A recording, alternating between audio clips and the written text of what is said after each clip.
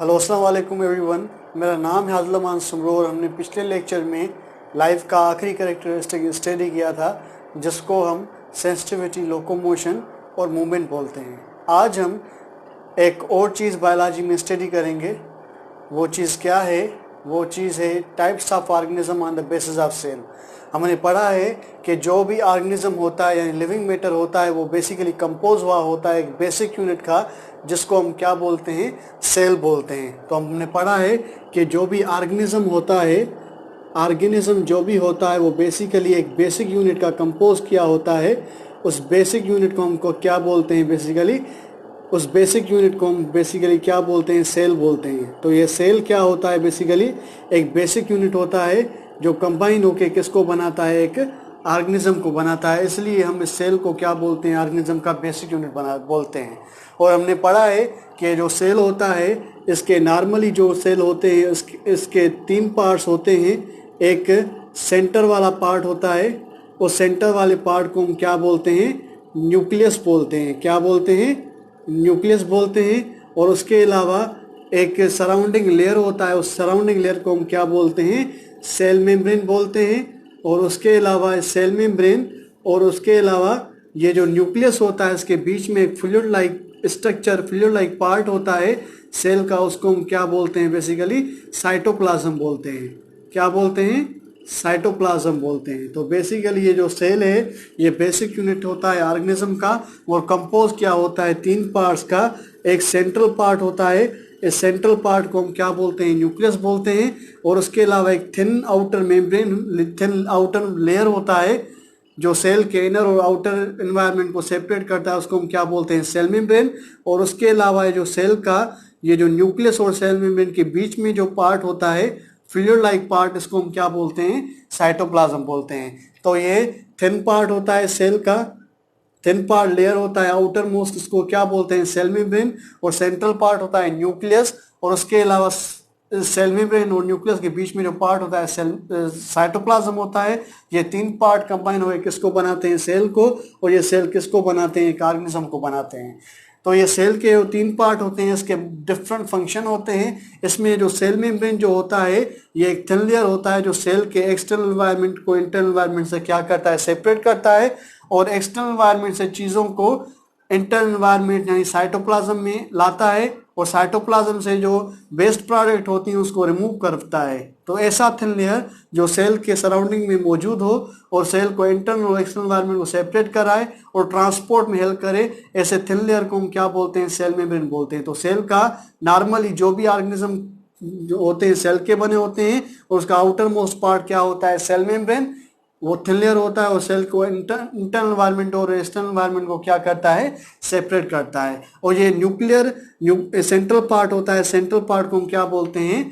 Nucleus बोलते हैं। तो ये न्यूक्लियस जो होता है हमने पढ़ा है ये ऑर्गेनिज्म सेल का बनाता है और सेल क्या परफॉर्म करते रहते हैं? वर्क परफॉर्म करते रहते हैं, एक्टिविटीज़ परफॉर्म करते रहते हैं। तो सेल की जो एक्टिविटीज़ होती है वो ये सेंट्रल पार्ट कंट्रोल करता है। सेंट्रल पार्ट को हम क्या बोलते हैं? न्यूक्लियस बोलते हैं। तो सराउंडिंग पार्ट एक थिन मेम्ब्रेन होता है जो सेल के इंटरनल और एक्सटर्नल एनवायरनमेंट को सेपरेट करता है, ट्रांसपोर्ट कराता है। और जो सेंट्रल पार्ट होता है जो सेल जो एक्टिविटीज परफॉर्म करते हैं उनको कंट्रोल करता है, इसको हम क्या बोलते हैं? न्यूक्लियस बोलते हैं। और उसके अलावा न्यूक्लियस और सेल मेम्ब्रेन के बीच में जो पार्ट होता है उसको हम क्या बोलते हैं? साइटोप्लाज्म बोलते हैं। और ये साइटोप्लाज्म ही वही पार्ट होता है जिसके अंदर क्या परफॉर्म होती हैं? एक्टिविटीज यानी वर्क परफॉर्म होती हैं। तो बेसिकली हमने पढ़ा है ऑर्गेनिज्म सेल का बना होता है और ये सेल 3 पार्ट्स का पे मुश्तमिल होता है, सेल मेम्ब्रेन, साइटोप्लाज्म और न्यूक्लियस। सेल मेम्ब्रेन सेल के इंटरनल और एक्सटर्नल एनवायरनमेंट को सेपरेट करता है। सेंट्रल पार्ट कौन सा होता है? न्यूक्लियस, जो सेल की एक्टिविटीज को कंट्रोल करता है। और न्यूक्लियस और सेल मेम्ब्रेन के बीच में जो पार्ट होता है वो उसके अंदर ही एक्टिविटीज परफॉर्म होती हैं जिसको कंट्रोल न्यूक्लियस करता है, उसको हम क्या बोलते हैं? साइटोप्लाज्म बोलते हैं। तो ये साइटोप्लाज्म के अंदर वर्क यानी एक्टिविटीज परफॉर्म होती हैं। और साइटोप्लाज्म के अंदर भी बेसिकली एक स्ट्रक्चर्स होती हैं सेल से स्मॉल, उस सब सेलुलर स्ट्रक्चर को हम बेसिकली क्या बोलते हैं? ऑर्गेनेल बोलते हैं। क्या बोलते हैं? बेसिकली ऑर्गेनेल बोलते हैं। ये साइटोप्लाज्म में क्या होते हैं? ऑर्गेनेल्स होते हैं जो सेल का क्या परफॉर्म करते हैं? वर्क परफॉर्म करते हैं। लाइक ये जो सेल होता है इसके अंदर ट्रांसपोर्ट होती है, ट्रांसपोर्ट को परफॉर्म करने वाला एक ऑर्गेनेल होता है जिसको हम क्या बोलते हैं? एंडोप्लाज्मिक रेटिकुलम बोलते हैं। और उसके अलावा एक दूसरा ऑर्गेनेल होता है जो चीज़ों को बनाता है, उसको हम क्या बोलते हैं, गाल्जी बॉडी बोलते हैं। और तीसरा ऑर्गेनेल होता है जो चीज़ों को ब्रेक डाउन करता है, उसको हम क्या बोलते हैं, लाइसोसोम। क्या बोलते हैं, लाइसोसोम बोलते हैं। और चौथा ऑर्गेनेल होता है जो चीज़ों को ब्रेक डाउन करके एनर्जी प्रोड्यूस करता है, उसको हम क्या बोलते हैं, माइटोकॉन्ड्रिया बोलते हैं। तो बेसिकली ये सेल के अंदर साइटोप्लाज्म में जो चीज़ें वर्क परफॉर्म करती हैं वो क्या होती हैं, ऑर्गेनेल होता है। तो सेल के outer most part cell membrane जो है, जो सेल के इंटरनल और एक्सटर्नल एनवायरनमेंट को क्या करता है, सेपरेट करता है। और सेंट्रल पार्ट होता है जिसको हम क्या बोलते हैं, न्यूक्लियस, जो एक्टिविटी को कंट्रोल करता है। और न्यूक्लियस और सेल मेम्ब्रेन के बीच वाला पार्ट कौन सा होता है, साइटोप्लाज्म, जो एक्टिविटी को परफॉर्म करता है। साइटोप्लाज्म में परफॉर्म करने वाले कौन होते हैं, ऑर्गेनेल होते हैं। ऑर्गेनेल जो होते हैं बेसिकली इसका एक्टिविटीज जो हैं बेसिकली क्या करते हैं, परफॉर्म करते हैं। तो सेल मेम्ब्रेन सेल के इंटरनल और एक्सटर्नल एनवायरनमेंट को सेपरेट करेगा। साइटोप्लाज्म ये सेल की एक्टिविटीज को परफॉर्म करेगा, उसमें भी कौन परफॉर्म करेगा, एक्टिविटीज को ऑर्गेनेल। और न्यूक्लियस इन एक्टिविटीज को कंट्रोल करेगा। अभी हमें ये समझ में तो आया कि साइटोप्लाज्म में जो वर्क होता है वो कौन परफॉर्म करते हैं, ऑर्गेनेल। पर न्यूक्लियस में कौन सी चीज होती है जो इससे साइटोप्लाज्म में मौजूदा ऑर्गेनेल की एक्टिविटीज को कंट्रोल करती है, वो बेसिकली एक थ्रेड लाइक स्ट्रक्चर्स होती हैं, एक थ्रेड लाइक स्ट्रक्चर होती हैं। उन थ्रेड लाइक स्ट्रक्चर को हम क्या बोलते हैं, बेसिकली डीएनए बोलते हैं। ये डीएनए एक थ्रेड लाइक स्ट्रक्चर्स होते हैं जो न्यूक्लियस के अंदर मौजूद होती हैं, जो सेल्स की एक्टिविटीज को कंट्रोल करते हैं। कैसे कंट्रोल करते हैं, ये जो डीएनए जो मॉलिक्यूल होता है, ये थ्रेड लाइक स्ट्रक्चर जो न्यूक्लियस के अंदर मौजूद होती हैं, ये एक मॉलिक्यूल बनाते हैं दूसरे। उस दूसरे मॉलिक्यूल को हम क्या बोलते हैं, आरएनए बोलते हैं। ये आरएनए एक मॉलिक्यूल होते हैं जो कौन बनाता है, न्यूक्लियस में डीएनए। ये डीएनए से जब आरएनए बन जाता है, ये साइटोप्लाज्म में ऑर्गेनेल के पास जाता है। और ऑर्गेनेल जो है इसके हिसाब से क्या परफॉर्म करते हैं, एक्टिविटीज परफॉर्म करते हैं। ठीक है, तो बेसिकली ऑर्गेनिज्म को बनाने वाला पार्ट कौन होता है, सेल, जो 3 पार्ट से मुश्तमिल, cell membrane, cytoplasm, nucleus. Cell membrane cell के इनर और आउटर मोस्ट एनवायरनमेंट को सेपरेट करेगा। साइटोप्लाज्म में एक्टिविटीज को परफॉर्म करेगा, उसमें भी कौन परफॉर्म करेंगे, ऑर्गेनेल्स। और न्यूक्लियस के अंदर न्यूक्लियस जो है सेल की एक्टिविटी को कंट्रोल करेगा। न्यूक्लियस में कौन कंट्रोल करेगा, डीएनए। कैसे कंट्रोल करेगा, डीएनए क्या बनेगा, आरएनए। वो आरएनए न्यूक्लियस से साइटोप्लाज्म पे जाएगी, किसको इन्फॉर्मेशन देगी, ऑर्गेनेल को। उसके हिसाब से ऑर्गेनेल अपना क्या परफॉर्म करेंगे, वर्क परफॉर्म करेंगे। ठीक है, तो न्यूक्लियस ऐसे जो है डीएनए से आरएनए बनाता है, और आरएनए न्यूक्लियस से साइटोप्लाज्म में जाके किसको इन्फॉर्मेशन देती हैं, ऑर्गेनेल्स को। और ऑर्गेनेल्स इन्फॉर्मेशन के हिसाब से क्या परफॉर्म करते हैं, वो वर्क परफॉर्म करते हैं। और जो चीज़ें होती हैं वर्क परफॉर्म करने के लिए, ब्रेकडाउन और फॉर्मेशन के लिए, वो चीज़ें कौन लाता है, सेल मेम्ब्रेन से ट्रांसपोर्ट होकर आती हैं। तो सेल मेम्ब्रेन सेपरेट करता है एनवायरनमेंट को और ट्रांसपोर्ट करवाता है। और न्यूक्लियस जो है सेल एक्टिविटीज को कंट्रोल करता है डीएनए से आरएनए बनाकर, और उसको भेजता है साइटोप्लाज्म में, ताकि ऑर्गेनेल इंफॉर्मेशन को हासिल करके क्या परफॉर्म करे, अपना वर्क परफॉर्म करे। ठीक है, तो बेसिकली ये सेल के 3 पार्ट्स होते हैं जिसके डिफरेंट फंक्शंस होते हैं, और ये मिलकर किसको बनाते हैं, एक ऑर्गेनिज्म को बनाते हैं। ठीक है, तो ऑर्गेनिज्म जो होते हैं इस सेल के हिसाब से ऑर्गेनिज्म के टाइप्स होते हैं। ऑर्गेनिज्म के टाइप्स होते हैं on the basis of cell. कुछ ऐसे सेल होते हैं ऑर्गेनिज्म के, अब हम टाइप पढ़ेंगे on the basis of cell. हमने पढ़ा कि ऑर्गेनिज्म किसका बना हुआ है, सेल के। और सेल के नॉर्मल पार्ट्स कौन से होते हैं, ये भी हमने पढ़ा। और हर एक पार्ट का कौन कौन सा फंक्शन होता है। ठीक है, अब हम पढ़ेंगे ऑर्गेनिज्म के टाइप किसके बेसिस पे, सेल के बेसिस पे। सेल के बेसिस पे ऑर्गेनिज्म जो होते हैं, यहाँ जो सेल होते हैं वो बेसिक पार्ट होता है। और सेल जो है वो बेसिकली 2 किस्म के होते हैं। एक सेल होता है, और सेल को हम क्या बोलते हैं, प्रोकैरियोटिक सेल बोलते हैं। क्या बोलते हैं, प्रोकैरियोटिक सेल बोलते हैं। और ऐसे ऑर्गेनिज्म होते हैं जो एक दूसरे सेल के बने होते हैं, जिसको हम क्या बोलते हैं, यूकैरियोटिक सेल बोलते हैं। तो बेसिकली जो सेल होते हैं वो बेसिक यूनिट होते हैं ऑर्गेनिज्म के। और ये सेल जो होते हैं ये 2 किस्म के होते हैं, एक प्रोकैरियोटिक होता है और दूसरा यूकैरियोटिक होता है। प्रोकैरियोटिक सेल कौन सा होता है, ऐसा सेल जिस सेल के अंदर नॉर्मली हमने पढ़ा कि सेल के कितने पार्ट्स होते हैं, 3, cell membrane, thin layer, cytoplasm fluid part और न्यूक्लियस सेंट्रल पार्ट। ये 3 पार्ट होते हैं जो किसको बनाते हैं, सेल को बनाते हैं। ऐसा सेल जिसके अंदर ये सेल मेम्ब्रेन हो, सराउंडिंग पार्ट क्या हो, थिन लेयर क्या हो, सेल मेम्ब्रेन हो, और साइटोप्लाज्म हो, पर साइटोप्लाज्म के अंदर ये ऑर्गेनेल इनके चौधारी मेम्ब्रेन होती है, इसको मेम्ब्रेनस ऑर्गेनेल बोलते हैं। ये मेम्ब्रेनस ऑर्गेनेल्स भी हो like endoplasm reticulum, गाल्जी body, lysosome और माइटोकॉन्ड्रिया ये भी हो, और न्यूक्लियस के अंदर ये डीएनए भी मौजूद हो और उसे क्या बने आरएनए। पर ये डीएनए जो है बेसिकली आगे चल के हम स्टडी करेंगे, डीएनए जो होता है जब ये सेल मेच्योर होकर डिवाइड करने चाहता है तो उस वक्त ये डीएनए कुछ प्रोटीन्स के साथ, हिस्टोन प्रोटीन्स के साथ ये डीएनए जो है बेसिकली कुछ प्रोटीन्स के साथ, उस प्रोटीन को क्या बोलते हैं, हिस्टोन प्रोटीन्स बोलते हैं। इन प्रोटीन्स के साथ मिलकर एक थ्रेड लाइक बना स्ट्रक्चर पैदा करता है जिसको हम क्या बोलते हैं, क्रोमोसोम बोलते हैं। क्या बोलते हैं, क्रोमोसोम बोलते हैं। तो बेसिकली न्यूक्लियस के अंदर नॉर्मल सिचुएशन में क्या होते हैं, डीएनए, जिससे क्या बनते हैं, आरएनए, जो साइटोप्लाज्म में ऑर्गेनेल को इन्फॉर्मेशन देता है कि इस हिसाब से हमें एक्टिविटीज परफॉर्म करनी है। ड्यूरिंग डिवीजन ये डीएनए हिस्टोन प्रोटीन से मिलकर क्या बनाते हैं, क्रोमोसोम बनाते हैं, ताकि ये डिवाइड होके 2 सेल बनाए। ठीक है, अभी हम बात कर रहे हैं कि सेल 2 किस्म के होते हैं, एक प्रोकैरियोटिक, दूसरा क्या होता है, यूकैरियोटिक। नॉर्मल सेल में ये 3 पार्ट्स होते हैं और नॉर्मल ये सेल मेम्ब्रेन ट्रांसपोर्ट कराता है, न्यूक्लियस कंट्रोल कराता है डीएनए से आरएनए बनाकर, और साइटोप्लाज्म भेजता है ऑर्गेनेल से एक्टिविटीज परफॉर्म करते हैं। और ड्यूरिंग डिवीजन ये डीएनए हिस्टोन प्रोटीन से कंबाइन होकर क्या बनाता है, क्रोमोसोम, ताकि ये डिवाइड होकर 2 सेल्स बनाए। ठीक है, नॉर्मली ये होता है। तो ऐसा सेल जिस सेल के अंदर ये नॉर्मल कंडीशंस हो, यानी उसके अंदर सेल मेम्ब्रेन भी हो, साइटोप्लाज्म भी हो, साइटोप्लाज्म में जो ऑर्गेनेल्स हैं, membranes organelle, endoplasm reticulum, गाल्जी body, lysosome और माइटोकॉन्ड्रिया, यानी मेम्ब्रेनस बाउंडेड ऑर्गेनेल्स भी मौजूद हों, और उसके अलावा इसके अंदर न्यूक्लियस भी हो, और न्यूक्लियस के अंदर क्या हो, डीएनए, बट ड्यूरिंग डिवीजन उसके अंदर क्रोमोसोम भी बने, यानी ट्रू क्रोमोसोम, ऐसे क्रोमोसोम जो डीएनए के साथ, हिस्टोन प्रोटीन के साथ कॉम्बिनेशन से बने, यानी ट्रू क्रोमोसोम भी हो। तो ऐसा सेल जिसके अंदर सेल मेम्ब्रेन हो और ट्रू मेम्ब्रेनस बाउंडेड ऑर्गेनेल हो, उसके अलावा न्यूक्लियस के अंदर ट्रू क्रोमोसोम्स हो, ठीक है, ऐसे सेल को हम क्या बोलते हैं, बेसिकली यूकैरियोटिक सेल बोलते हैं। क्या बोलते हैं, यूकैरियोटिक सेल बोलते हैं। तो बेसिकली ऐसा सेल जिस सेल के अंदर सेल मेम्ब्रेन हो, साइटोप्लाज्म में ट्रू मेम्ब्रेनस बाउंडेड ऑर्गेनेल भी हो, और न्यूक्लियस के अंदर ये डीएनए हो, पर ड्यूरिंग डिवीजन ट्रू क्रोमोसोम्स बनाए हिस्टोन प्रोटीन के साथ मिलकर, ऐसे सेल को हम क्या बोलते हैं, यूकैरियोटिक सेल बोलते हैं। और वो ऑर्गेनिज्म जो ये यूकैरियोटिक सेल से बने होते हैं, ऐसे सेल से बने होते हैं, ऐसे ऑर्गेनिज्म को हम क्या बोलते हैं, यूकैरियोटिक ऑर्गेनिज्म बोलते हैं। क्या बोलते हैं, यूकैरियोटिक ऑर्गेनिज्म बोलते हैं। लाइक जो एमोबा है, एमोबा एक सेल है, ये कौन सा सेल है, एक यूकैरियोटिक सेल है। ह्यूमन के जो भी सेल हैं वो क्या है, यूकैरियोटिक सेल हैं, यानी इनके अंदर सेल मेम्ब्रेन भी होती है, साइटोप्लाज्म भी होता है, न्यूक्लियस भी होता है।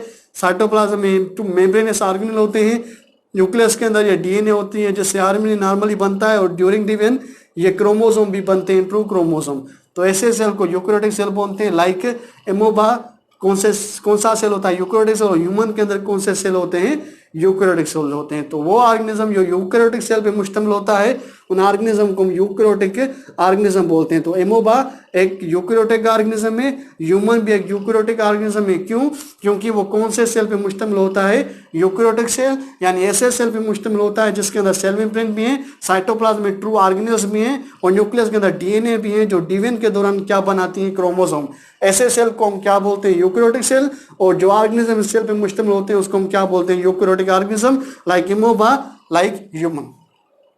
उसके अलावा एक दूसरा सेल होता है, इस दूसरे सेल को हम क्या बोलते हैं, बेसिकली प्रोकैरियोटिक सेल बोलते हैं। ये प्रोकैरियोटिक सेल क्या होता है, ऐसा सेल जिस सेल के अंदर बेसिकली सेल मेम्ब्रेन हो, साइटोप्लाज्म भी हो, पर ये मेम्ब्रेन से ढके हुए जो ऑर्गेनेल्स हैं, like endoplasm reticulum, गाल्जी body, lysosome और माइटोकॉन्ड्रिया, ये मौजूद ना हो, और उसके अलावा इसके अंदर डीएनए हो, पर ड्यूरिंग डिवीजन ये क्रोमोसोम ना बने, ट्रू क्रोमोसोम इसके पास ना हो। तो ऐसे सेल जिसके अंदर ट्रू ऑर्गेनेल्स, ट्रू न्यूक्लियस और ट्रू क्रोमोसोम्स मौजूद नहीं होते, ऐसे सेल को हम क्या बोलते हैं, प्रोकैरियोटिक सेल बोलते हैं। लाइक बैक्टीरिया, ये जो बैक्टीरिया होता है ये बेसिकली कौन सा सेल होता है, प्रोकैरियोटिक सेल होता है। और उसके अलावा एक दूसरा सेल होता है जिसको हम साइनोबैक्टीरिया बोलते हैं। क्या बोलते हैं, साइनोबैक्टीरिया बोलते हैं। तो ये जो दो ऐसे ऐसे सेल, ऐसे ऑर्गेनिज्म होते हैं जिनका सेल क्या होता है, प्रोकैरियोटिक होता है। क्यों इन ऑर्गेनिज्म को प्रोकैरियोटिक बोलते हैं? क्योंकि इसका सेल प्रोकैरियोटिक है। मतलब ये है कि इसके अंदर साइटोप्लाज्म, सेल मेम्ब्रेन है, साइटोप्लाज्म भी है, पर उसके अंदर ये ऑर्गेनेल मेम्ब्रेन से ढके हुए मौजूद नहीं है। और उसके अलावा न्यूक्लियस के अंदर जब डिवीजन होती है तो ये ट्रू क्रोमोसोम हिस्टोन प्रोटीन के साथ बनाते नहीं है। तो ऐसे सेल जिसके अंदर सेल मेम्ब्रेन हो पर ट्रू ऑर्गेनेल्स मौजूद ना हो, ट्रू न्यूक्लियस भी ना हो, और इसके अलावा क्रोमोसोम भी ना बनते हो, ट्रू क्रोमोसोम, ऐसे सेल को हम क्या बोलते हैं, प्रोकैरियोटिक सेल बोलते हैं। और जो ऑर्गेनिज्म प्रोकैरियोटिक सेल का बनना होता है उसको हम क्या बोलते हैं, बैक्टीरिया। प्रोकैरियोटिक के ऑर्गेनिज्म बोलते हैं वो कौन से होते हैं, बैक्टीरिया एंड साइनोबैक्टीरिया। अभी हमने नॉर्मली सिचुएशन में देखा कि जो यूकैरियोटिक जो ऑर्गेनिज्म होते हैं ये 3 पार्ट से मुश्तमिल होते हैं। नॉर्मली सेल में ट्रांसपोर्ट करता है, साइटोप्लाज्म में न्यूक्लियस वर्क करता है ऑर्गेनेल्स की मदद से with the help of nuclear information, और डीएनए से आरएनए से न्यूक्लियर इंफॉर्मेशन साइटोप्लाज्म में जाती है और उसके हिसाब से ऑर्गेनेल वर्क परफॉर्म करते हैं। नॉर्मली यूकैरियोटिक सेल इस चीज़ों पे मुश्तमिल होता है, पर ये प्रोकैरियोटिक्स के पास जैसा कि ऑर्गेनेल भी मौजूद नहीं है, उसके अलावा न्यूक्लियस भी मौजूद नहीं है और साइटोप्लाज्म भी मौजूद नहीं है। तो इससे प्रोकैरियोटिक सेल के अंदर मौजूद क्या होता है, ये कैसे अपनी एक्टिविटीज परफॉर्म करते हैं, ये अब हम स्टडी करेंगे। ठीक है भाई, हमने देखा कि जो यूकैरियोटिक सेल होता है उसके अंदर सेल मेम्ब्रेन होता है, साइटोप्लाज्म में ऑर्गेनेल होते हैं, ट्रू ऑर्गेनेल्स होते हैं, न्यूक्लियस भी होता है, और न्यूक्लियस के अंदर ड्यूरिंग डिवीजन ये क्रोमोसोम जो हिस्टोन प्रोटीन और डीएनए से बने होती हैं ये भी मौजूद होते हैं। ऐसे सेल को हम यूकैरियोटिक सेल बोलते हैं। हमने पढ़ा कि जो प्रोकैरियोटिक सेल होता है उसके अंदर ये ऑर्गेनेल्स नहीं होते, न्यूक्लियस भी नहीं होता और क्रोमोसोम्स भी ट्रू नहीं होते। तो इसके अंदर होता क्या है, बेसिकली जो प्रोकैरियोटिक सेल होता है इसके बाहर आउटर मोस्ट पार्ट में एक थिक लेयर होता है। ये जो थिक जो लेयर होता है आउटर मोस्ट पार्ट, ये यूकैरियोटिक सेल में मौजूद होता है, आगे हम चल के पढ़ेंगे, पर कुछ में नहीं होता है। पर जो प्रोकैरियोटिक जो भी सेल होते हैं उसके बाहर एक थिक लेयर होता है जो नॉन लिविंग होता है।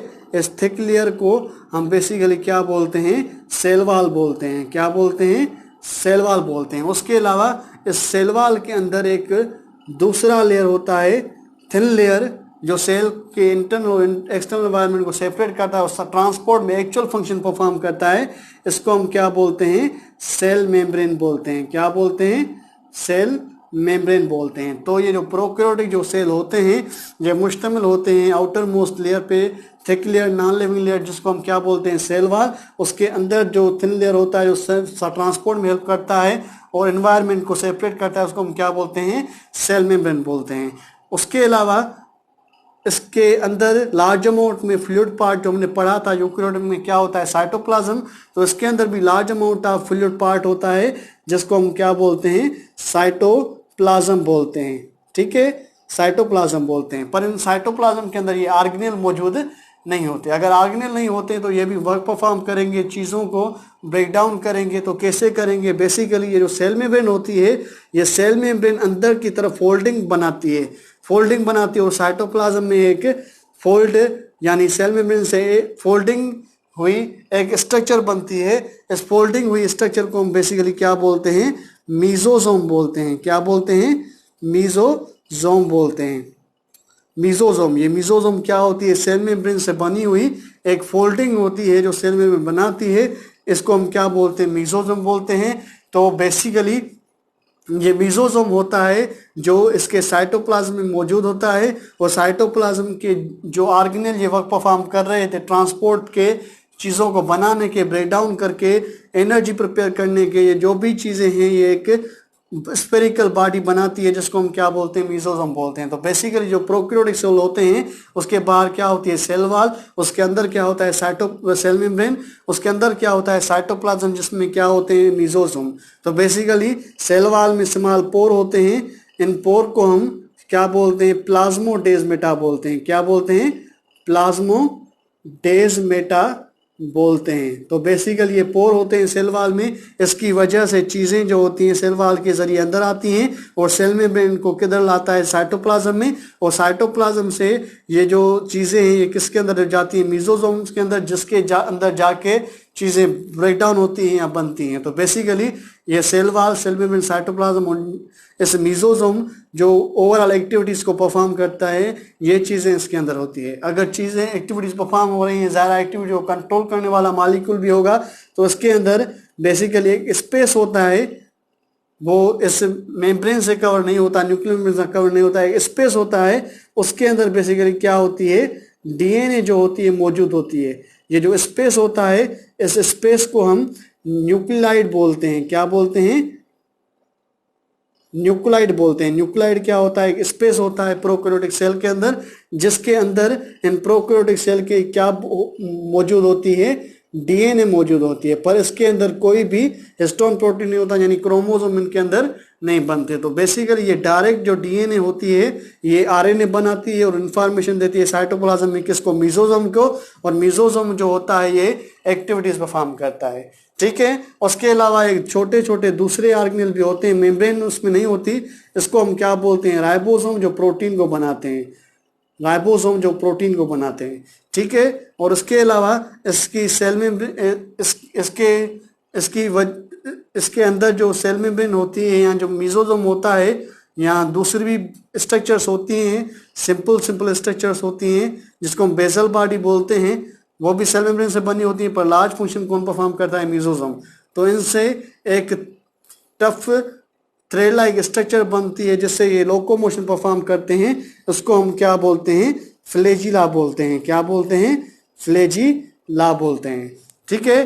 तो ये प्रोकैरियोटिक सेल होता है। प्रोकैरियोटिक सेल के अंदर हालांकि ये ऑर्गेनेल नहीं होते, न्यूक्लियस नहीं होता, क्रोमोसोम नहीं होता, तो किस पे मुश्तमिल होता है? सेल वॉल पे, जिसमें प्लाज्मोडेस्माटा होते हैं, सेल मेम्ब्रेन पे, साइटोप्लाज्म पे, जिसके अंदर क्या होता है? मीजोसोम जो एक्टिविटीज परफॉर्म करते हैं, चीजें प्लाज्मोडेस्माटा की मदद से सेल वॉल के जरिए अंदर आती है, सेल मेम्ब्रेन को अंदर जाके साइटोप्लाज्म में किसके अंदर ले जाता है? मीजोसोम के अंदर। और एक्टिविटीज को कंट्रोल करने के लिए न्यूक्लियस तो नहीं होता, पर स्पेस होता है न्यूक्लियोइड, उसके अंदर इसकी क्या होती है? एक डीएनए होती है। उस डीएनए से डायरेक्ट आरएनए बनता है, उस आरएनए की वजह से मीजोसोम क्या परफॉर्म करते हैं? अपने फंक्शन परफॉर्म करते हैं। उसके अलावा हमने पढ़ा था कि ऑर्गेनिज्म के जब इन्वायरमेंट चेंज होते हैं, तो उसको स्टेबल करने के लिए ऑर्गेनिज्म उस स्टिमुलस को खत्म करता है, ज़्यादा उसके वजह से लोकोमोशन या मूवमेंट परफॉर्म करेगा। तो ये फ्लैजिला होते हैं, जिसकी वजह से क्या परफॉर्म करते हैं? लोकोमोशन परफॉर्म करते हैं। तो बेसिकली जो प्रोकैरियोटिक सेल होते हैं, ये मुश्तमिल होते हैं cell wall, cytoplasm, cell wall, cell membrane और साइटोप्लाज्म पर। साइटोप्लाज्म में क्या होते हैं? मीजोसोम जो एक्टिविटीज परफॉर्म करते हैं, राइबोसोम जो प्रोटीन्स बनाते हैं, और न्यूक्लियोइड जिसके अंदर डीएनए होती है, जो इन्फॉर्मेशन न्यूक्लियस से जो इन्फॉर्मेशन देता है साइटोप्लाज्म में मीजोसोम को, ताकि वो एक्टिविटीज परफॉर्म करे। और फ्लैजिला की वजह से ये क्या परफॉर्म करते हैं? लोकोमोशन। तो ये जो भी चीज़ें होती हैं, cell wall, cell membrane, cytoplasm, mesosome, ribosome, nucleoid में डीएनए मौजूद, फ्लैजिला, ये ओवरऑल चीज़ें किस सेल को बनाती हैं? प्रोकैरियोटिक सेल को बनाती हैं। यूकैरियोटिक सेल सिंपली मुश्तमिल होता है 3 पार्ट्स पे, और उसके अलावा ये मुश्तमिल होता है इन सारी चीज़ों पे, ठीक है।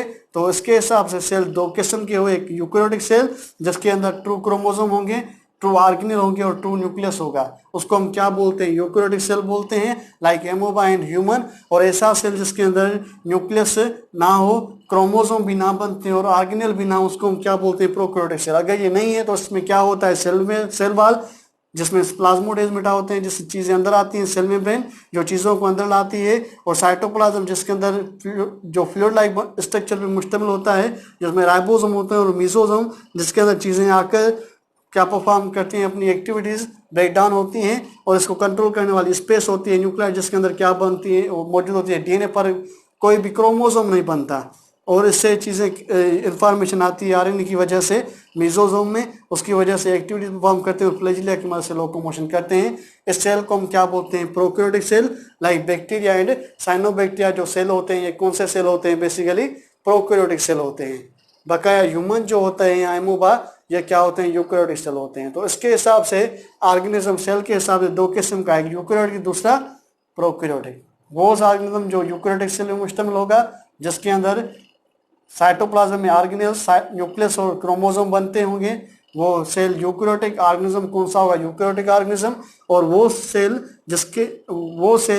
वो ऑर्गेनिज्म जो प्रोकैरियोटिक सेल का बना हुआ है, जिसके अंदर ये ऑर्गेनेल्स नहीं है, न्यूक्लियस नहीं है, साइटोप्लाज्म नहीं है, पर ये चीज़ें cell wall, cell membrane, cytoplasm, mesosome, ribosome और न्यूक्लियस में मौजूद जीन और फ्लैजिला, इसको क्या बोलते हैं? Prokaryotic cell. और उस ऑर्गेनिज्म को हम क्या बोलते हैं? प्रोकैरियोटिक ऑर्गेनिज्म बोलते हैं। तो ये ऑर्गेनिज्म के किस्म होते हैं, eukaryotic organism and prokaryotic organism on the basis of cell. उसके अलावा नंबर ऑफ सेल के बेसिस पे ऑर्गेनिज्म के किस्म होते हैं। ऐसे ऑर्गेनिज्म जो एक सेल पे मुश्तमिल हो, यानी उसकी बॉडी एक सेल पे मुश्तमिल होती है, उसको हम क्या बोलते हैं? यूनिसेलुलर ऑर्गेनिज्म बोलते हैं। क्या बोलते हैं? Unicellular organism. और ऐसे ऑर्गेनिज्म जिसकी बॉडी बहुत सारे सेल पे मुश्तमिल होती है, उसको हम क्या बोलते हैं? मल्टी सेलुलर ऑर्गेनिज्म बोलते हैं। तो ये नंबर ऑफ सेल के बेसिस पे दो टाइप्स होते हैं सेल के, यूनिसेलुलर और मल्टी सेलुलर। याद रखें, जो भी यूकैरियोटिक जानदार ऑर्गेनिज्म होते हैं या जानदार होते हैं, जो भी यूकैरियोटिक, उसकी बॉडी एक सेल पे मुश्तमिल भी होती है, तो बहुत सारे सेल पे मुश्तमिल भी होती है। लाइक एमोबा की बॉडी एक सेल पे मुश्तमिल होती है, तो ये एमोबा यूनिसेलुलर है, पर उसका सेल कौन सा है? यूकैरियोटिक है। तो यूनिसेलुलर ऑर्गेनिज्म क्या होते हैं? यूकैरियोटिक होते हैं। और लाइक ह्यूमन के अंदर भी बहुत सारे सेल होते हैं, यानी ह्यूमन मल्टीसेलुलर होता है, पर सारे सेल क्या होते हैं? यूकैरियोटिक होते हैं। मतलब कि यूकैरियोटिक सेल या यूकैरियोटिक ऑर्गेनिज्म जिसके सेल जो भी हैं यूकैरियोटिक होते हैं, वो यूनिसेलुलर भी होते हैं तो मल्टी सेलुलर भी होते हैं। पर जो प्रोकैरियोटिक सेल, जो प्रोकैरियोटिक ऑर्गेनिज्म जिसका सेल प्रोकैरियोटिक होता है, वो ऑलवेज क्या होते हैं? यूनिसेलुलर होते हैं। यानी बैक्टीरिया एंड साइनोबैक्टीरिया ये क्या होते हैं? यूनिसेलुलर ऑर्गेनिज्म होते हैं, यानी इसकी बॉडी एक सेल पे मुश्तमिल होते हैं, और सेल कौन सा होता है? प्रोकैरियोटिक। पर एमोबा और पैरामेशियम ये जो ऑर्गेनिज्म होते हैं, इसकी बॉडी एक सेल पे मुश्तमिल होती है, पर सेल कौन सा होता है? यूकैरियोटिक। और ह्यूमन जो होता है ये मल्टीसेलुलर होता है, पर कौन सा होता है? यूकैरियोटिक होता है। मतलब कि जो ऑर्गेनिज्म होते हैं सेल के हिसाब से दो किस्म के होते हैं, prokaryotic and eukaryotic. Eukaryotic organism cell के नंबर ऑफ सेल के हिसाब से दो किस्म के होते हैं, यूनिसेलुलर भी होते हैं तो मल्टीसेलुलर। पर प्रोकैरियोटिक सेल ऑलवेज क्या होते हैं? यूनिसेलुलर होते हैं। ठीक है, थैंक यू वेरी मच।